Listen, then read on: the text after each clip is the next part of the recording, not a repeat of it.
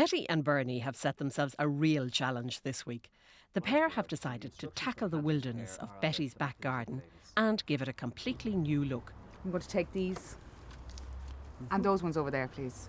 But they're working against the clock and Betty's patience is running out. It's too late for roses now. Helen Dillon's coming tomorrow. We have plenty of challenging learning points too this week, along with our regular spelling tip and hints on filling out forms and reading instructions. The Read Right Now workbook, which supports this series, is available free from the National Adult Literacy Agency by calling 1800 20 20 65. Lovely. Now, before we get back to nature with Betty and Bernie, let's meet Martin Hoyne, who's also had one or two challenges in his life.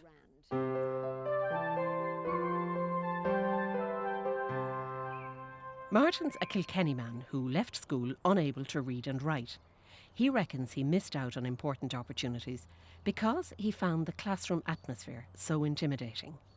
Well, I'd say my school days was a disaster, and the fear of going to school was unbelievable for me. You know, it wasn't that I wasn't able to learn, you know. I was able to learn, and my two sisters used to help me. But from once I got into the class, that was it. Everything seemed to be a blank, because I knew I was going to get a beating for nothing. And this was the trouble, like, you know, and this, I had fierce fear. Fear was something that I'd say that stopped me from learning more than anything else. I realise now that I could have learned and I could have gone forward a lot, and I missed out on several jobs because of the lack of education. I would love to have been a carpenter or a cook. I love cooking. You're afraid to take on jobs, and this is the biggest problem. And now I realise that I could have taken them on, like, you know.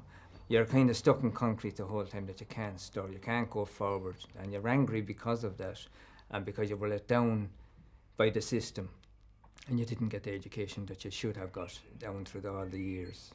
Like most people in the same boat, Martin would try to disguise his difficulties whenever he came up against a tricky situation.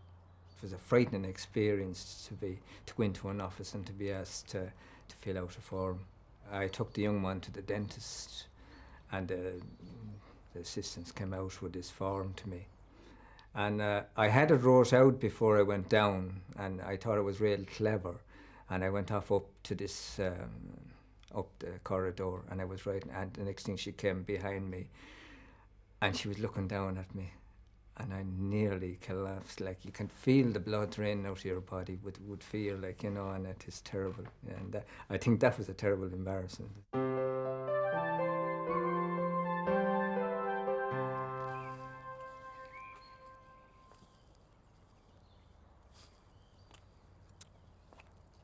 will you look at the state of that garden? Declan, would you ever go over to Betty and ask her to do something about that garden? Oh, never mind, I'll do it myself.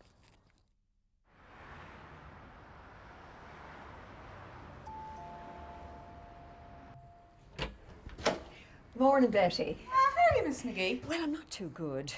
No. Come on in and tell me all about it. Oh, well, no, I'd rather not. Look, Betty, I've just confirmed that Helen Dillon, you know, Garden Heaven, well, she'll be coming to talk to the garden club in about 3 weeks. That's wonderful. Well, yes, but the problem is, your garden, it doesn't look great. What's my garden got to do with Helen Dillon? Well, the meeting will be in my house, as you know, and, well, if it's a fine day, we'll be out in the garden. And if Helen Dillon should happen to look over the wall into your garden... Yeah? Well, I mean, would you not tidy it up a little bit? Now, I'm asking you as a good neighbour. Look, sure, I'll even help you myself. I'll come in myself and help you. No, it's grand. Yeah, I'll tidy it up. Oh, good. Thanks, Betty. I'm really grateful. Thanks. See you. Good luck.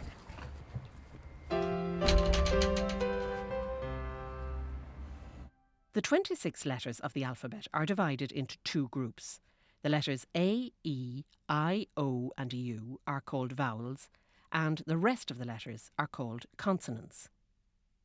While vowels can have different sounds in different words, many of the consonants have the same sound all the time. It's very useful to know this when you're trying to spell a word. If you look at the words in the word search on page 64 of the Read Write Now workbook, you'll see that bluebell begins with the letter B. This letter makes a B sound. If you want to spell buttercup, you now have a clue. It also begins with a B sound, so you use the letter B to start this word also. Daffodil begins with a D, which makes a D sound, so if you want to spell daisy, you know you should also start it with a D. Sometimes two consonants together make a different sound than you'd expect. The combination PH always makes the sound F, the same as the letter F. Look out for it in photograph, telephone, and Phoenix Park. The nerve of her. She wants me to tidy up my garden. Well, it is an awful mess. It is not. It's just natural looking. Betty, it's more than natural. It's like a jungle. That's the way I like it. But why? I mean, you could do a complete makeover on it. That'd be more interesting. I hate gardening. Poor Mrs. McGee. And in fairness, Betty, you can't leave it like that. What'll Helen Dillon think? I wanted to get the house finished first. I haven't got green fingers. But you've never tried. Maybe I should pay somebody to do it. I know. It'll be great fun. And I could help. No. Go on. I'll do all the hard bits. It'll be an adventure. All right. I don't know, Bernie. It looks like an awful lot of hard work. But can you not see yourself sitting out the back on a sunny day reading one of your books? Well, I'd want more colourful flowers. You mean like this? Yeah. That's more like it. Well, I could have a fountain in the middle. I could have a nice place for my chair. Or an umbrella for reading in the sun. It's not really that shape, is it? Yeah. Kinda. Oh, and don't forget your compost bin. You'll be able to get one off the corporation. Really? Yeah. Come on, let's go and have a look.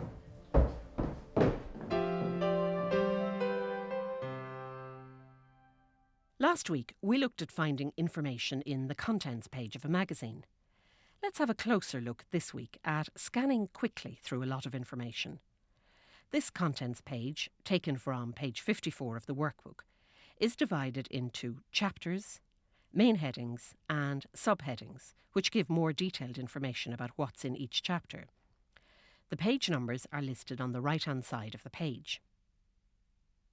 Scanning is about looking for keywords. You don't have to take in all of the information, but skip through it until you come to a keyword or a topic of interest to you. Say you're looking for advice on caring for your flowers, and in particular, information on planting. You'd start by looking down through all the main headings till you find something that's of interest. Once you found that, then continue scanning down through the subheadings until you find the keyword. To find out what page it's on, scan along to the right-hand side, and you'll see that information about planting is on pages 126 to 128. And you can then read these pages more carefully to get the information you need. You can try this exercise again later yourself. There are some more suggestions of what to look for on page 55 of the workbook.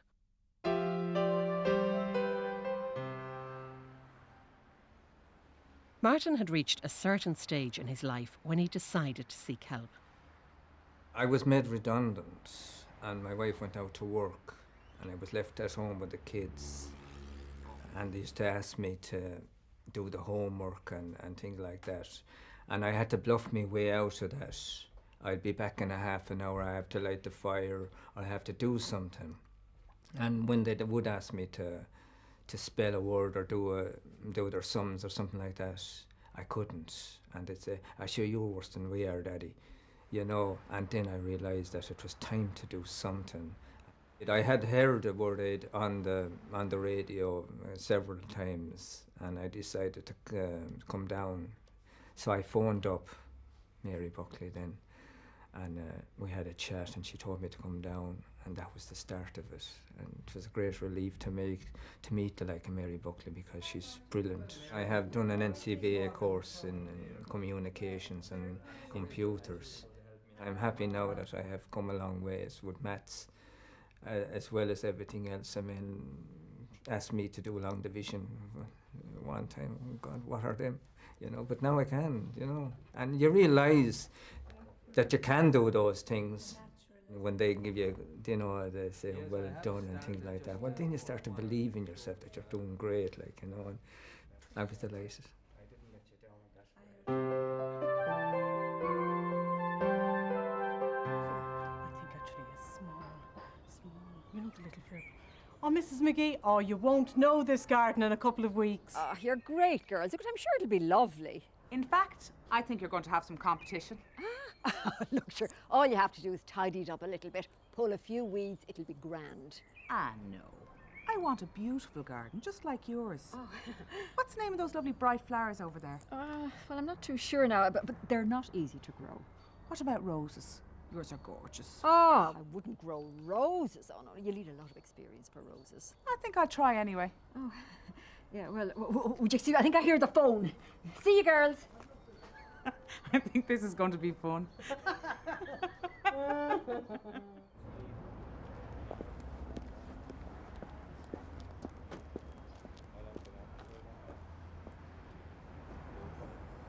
I wouldn't know where to start. The roses, where are the roses? Ladies, I'm afraid we don't do roses here, but we do have the forms for mail order roses, and they're lovely. Oh, all right. I'll have one of those.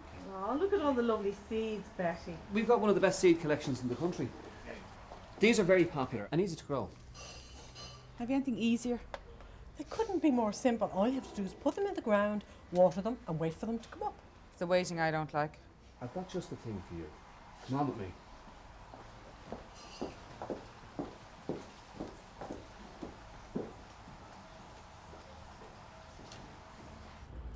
This is what I want.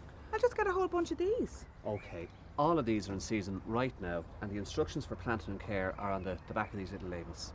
Well, will you not get a couple of envelopes of seedlings as well? It'll be a lovely surprise when they come up. Only if you plant them. Well, yeah, I will. Okay. Have you any special advice for me? The only advice that I can give you, apart from the instruction on the back of those little bags, is to give the soil a good watering before you plant anything. I'm going to take these, and I'll have those, please. Okay. Thanks very much. Okay. Yeah.